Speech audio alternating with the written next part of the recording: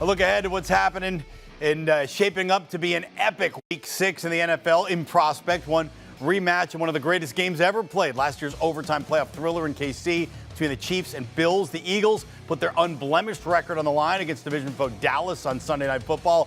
Giants are right there with their NFC East foes at 4-1. They're going to host the Ravens while the Jimmy G Show rolls into the ATL.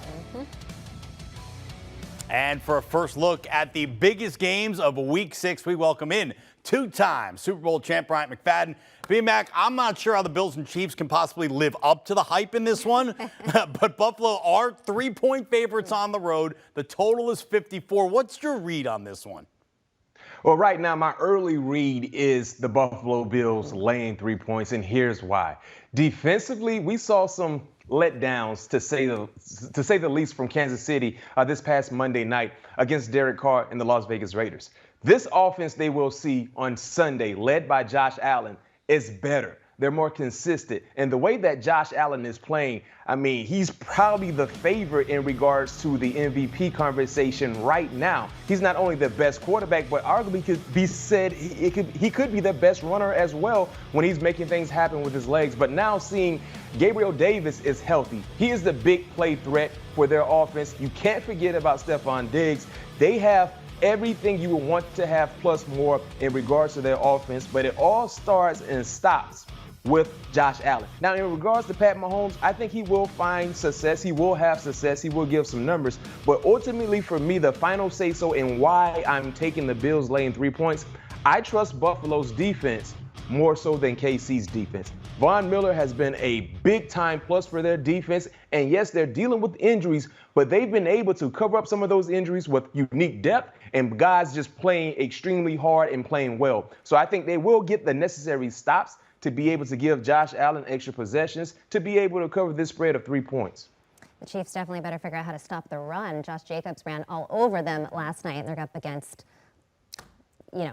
Josh Allen. That's what I'm thinking of. Josh Allen. A real-life Buffalo. Allen, yes. Yeah. Okay, well, now on to Sunday Night Football. Cowboys at Eagles in this massive NFC East showdown. Both Cooper Rush as a starter and the Eagles head in with perfect records. The line suggests that this is going to be a battle in the trenches. Eagles favored by 5, and the point total set to a low 42.5. B-Mac, what's the early lean on this one?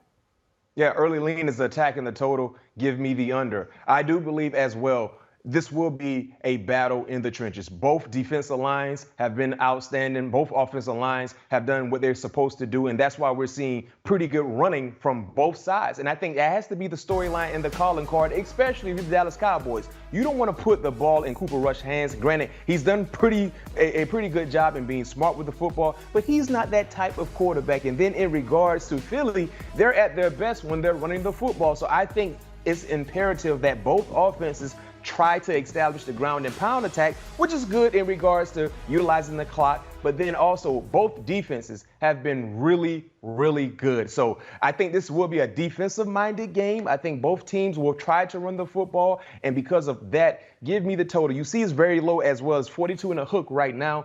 They're basically telling all of us they're expecting a low-scoring game based on what we've seen in weeks past in regards to Eagles and, of course, the Dallas Cowboys. And I agree with them. I think this will be a low-scoring affair. Two divisional teams that know each other extremely well. Give me the under.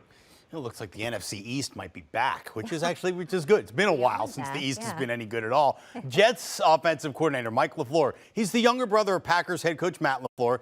I don't know if that's going to have any impact on the outcome as New York looks for its first win against Green Bay since 2006.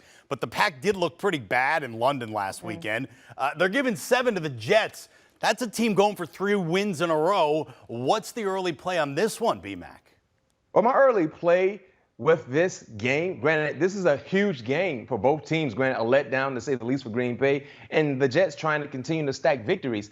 I like the over in this particular ball game. The over is set at 46 right now currently, and the reason why I like the over, the Green Bay Packers defensively have been a disappointment so far. We've seen some flashes here or there based on the expectations, but in totality, they've been kind of letting the Packers down. And the confusing thing in regards to Green Bay, the last 2 opponents they played against, the Patriots and the Giants a week ago, they all were extremely successful in running the football. And last time I checked, Man, the Jets, I understand they got a two-head monster in the backfield, but the feature guy needs to be Breece Hall because he has really showcased a unique skill set, not just running the football, but catching the football. And I think they will put points on the scoreboard. I believe and know Aaron Rodgers is going to put points on the scoreboard. But I think the Jets, based on what we've seen from them so far this season, going back to last week against the Dolphins, you talked about a few weeks ago against Cleveland, this team offensively, they are finding ways to put points on the scoreboard. So I think this is all telling all of us to take the total of 46 points. I'm going over.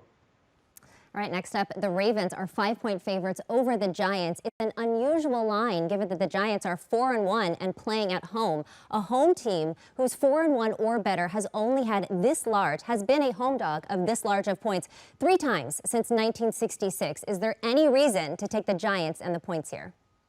Yeah, I'm loving what I'm seeing from the Giants on both sides of the football, but I gotta take Lamar Jackson.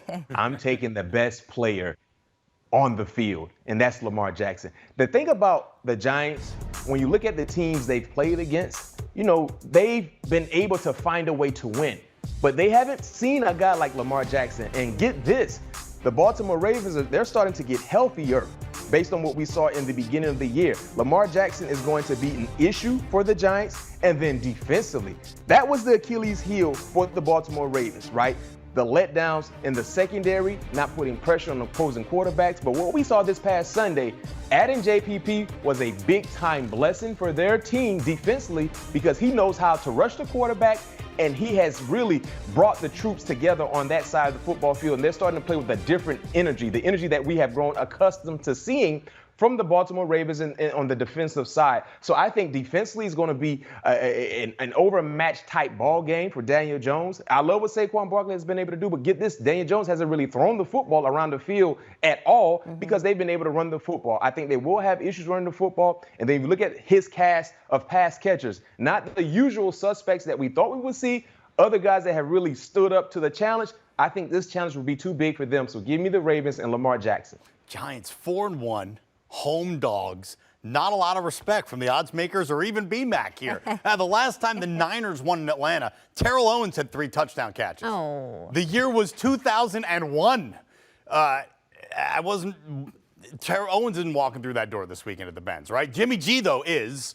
And the Niners are 5.5-point favorites on the road against the Falcons. Total's 44.5. Last game here, BMAC. What's the play? I'm taking hot Atlanta. I'm taking ATL. The reason why I'm taking Atlanta, listen, the defense, the defensively for San Francisco, I don't know if there's another unit that has been playing better football than they've been playing, but they're dealing with injuries. Mosley is out for the year with an ACL, not knowing the status of Bosa. I don't think he will participate. Those are 2 big-time losses for the San Francisco 49ers. And then when in regards to the Falcons, I mean, they've been finding ways to be competitive, especially on the defensive side. I like what I'm seeing from them. They're competing. And one would say if it wasn't for that botch called last week against Tampa Bay, man, they might have found a way to steal one from Tampa Bay. So talk about getting 5.5. If you're not comfortable with this 5.5, why don't you buy a half point, get up to 6, and that means 7 beats you. I think this will be a close scoring game as well. And give me the Atlanta Falcons. But what I'm going to do is I'm going to buy a point, or maybe a half a point, just to get up to 6 points to kind of give me a little bit of insurance if I need it. All right, sounds good. Great schedule for Week 6 in the NFL coming up. Let's recap BMAC's picks. He likes the Bills to get revenge on the Chiefs. Even given 3 in KC. He's got the under with Dallas and Philly, the over of the 46 with the Jets and Packers. BMAC also likes the Ravens, given 5.5 at the Giants and the Falcons, getting 5.5 at home to the Niners.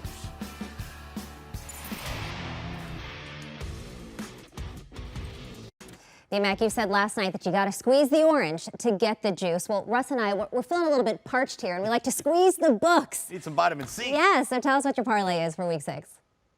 No question. I got something good for you guys just to kind of get the appetizers flowing for the table, right? This is what I call my appetizer-like parlay.